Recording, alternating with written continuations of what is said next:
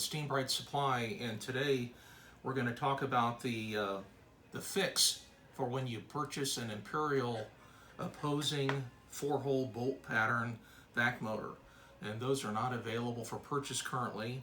So what we do have is a bracket that allows you to be able to basically jump across. Like if you actually see here, this bracket here, if you bolt this here and here, now this gives you the ability to have your opposing holes here and here.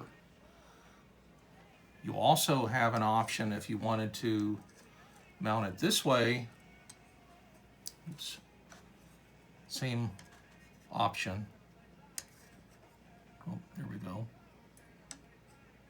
If you bolt the vac motor here and here, you could use these opposing holes, which is how the Imperials are, because those mounting holes are 180-degree offset on Imperial vac motors. So you could use a standard Amatec Lam or another brand 5.7-inch diameter vac motor and still have the ability to